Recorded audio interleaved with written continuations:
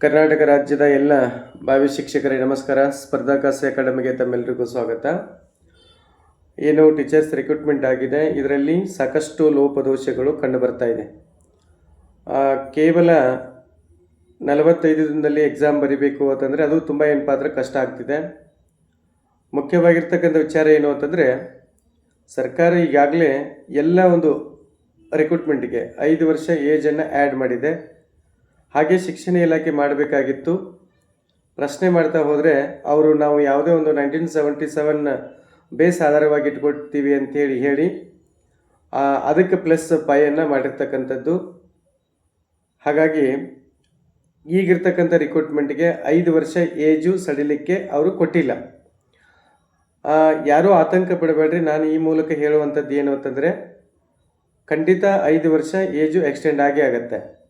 General ಕ್ಯಾಟಗರಿಗೆ 45, so other ಕ್ಯಾಟಗರಿಗೆ 48 ಮತ್ತು SC/ST 50% age ಆಗುತ್ತೆ. So ಇದ್ರ ಬಗ್ಗೆ ನಿಮಗೆ ಯಾವುದೇ ರೀತಿ ಆತಂಕವನ್ನು ನೀವು ಮಾಡ್ಕೋಬೇಡಿ. ಮುಖ್ಯವಾಗಿ ಸೊ ಈ ವಿಚಾರ ಇಟ್ಟುಕೊಂಡು ನಾವು CM ಅವ್ರನ್ನ ಭೇಟಿ ಮಾಡಬೇಕಂತೇಳಿ ಅಂದ್ಕೊಂಡಿದ್ದೀವಿ. ಇದು ಸಾಧ್ಯ ಆಗಲಿಲ್ಲ ಅಂತಂದರೆ ಕಾನೂನು ಮೊರೆ ಇದೆ, ಕೋರ್ಟ್ ಮೊರೆ ಹೋಗ್ಬೋದು. ಆಮೇಲೆ ಇನ್ನೊಂದು ದಾರಿ ಇದೆ, ಅದು ಪ್ರೊಟೆಸ್ಟ್ ಮಾಡ್ಬೋದು. ಇವೆಲ್ಲದರಲ್ಲಿ ಯಾವುದಾದ್ರೂ ಒಂದನ್ನು ಚೂಸ್ ಮಾಡಿಕೊಂಡು ಸೊ ನಾವು ಖಂಡಿತ ನಿಮಗೆ 5 ವರ್ಷ ಏಜ್ ರಿಲ್ಯಾಕ್ಸನ್ನ ಕೊಡ್ತೀವಿ.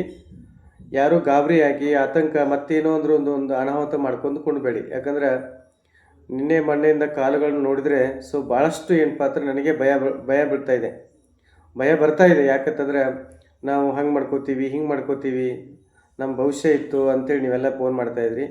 ನಿಮಗೆ ಖಂಡಿತ ಹೇಳ್ತೀನಿ, ಈ ಒಂದು ಸಂದರ್ಭದಲ್ಲಿ ವಯೋಮಿತಿ ಯಾವ ಒಂದು ಮೂಲೆಯಲ್ಲಿ ಆಗತ್ತೆ, ಅದು ಕೋರ್ಟ್ ಮೊರೆ ಹೋಗೋದ್ರ ಮೂಲಕನೋ ಅಥವಾ ಪ್ರೊಟೆಸ್ಟ್ ಮಾಡೋದ್ರ ಮೂಲಕನೋ ಯಾವುದೋ ಒಂದು ವಿಚಾರದಿಂದ ವಯೋಮಿತಿ ಸಡಿಲಿಕೆ ಆಗುತ್ತೆ.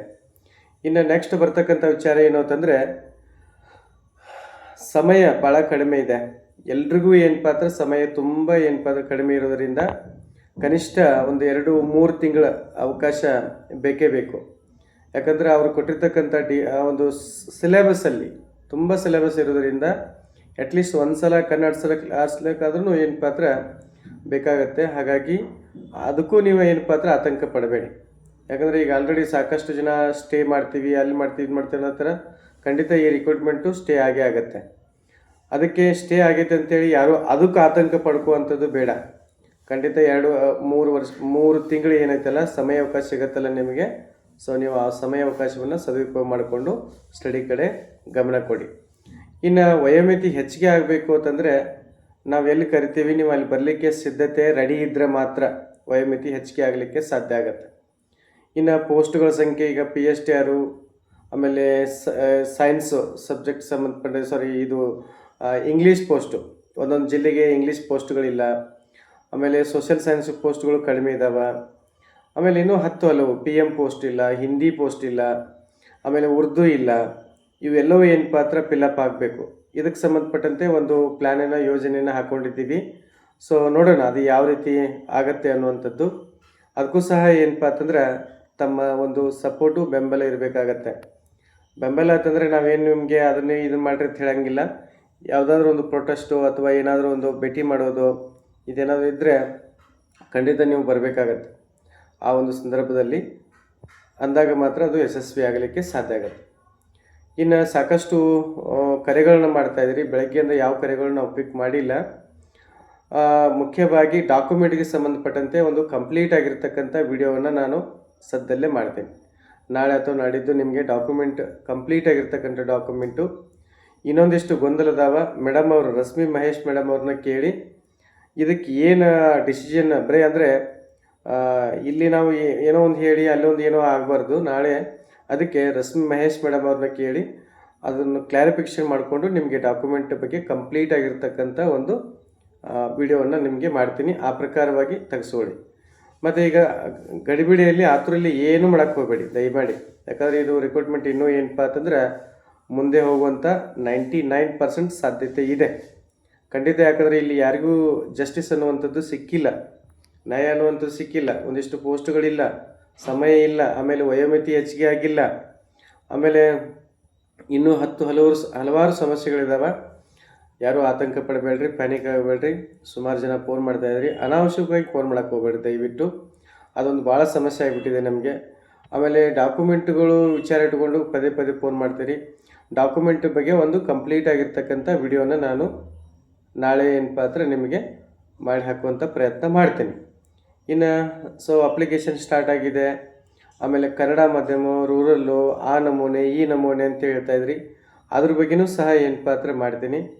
ಆಮೇಲೆ ಇದರಲ್ಲಿ ಈ ಒಂದು ಇನ್ಕಮ್ ಸರ್ಟಿಫಿಕೇಟ್ ಏನೈತಲ್ಲ, ಅದರಲ್ಲಿ ಒಂದು ಸ್ಪಷ್ಟತೆ ಇಲ್ಲ.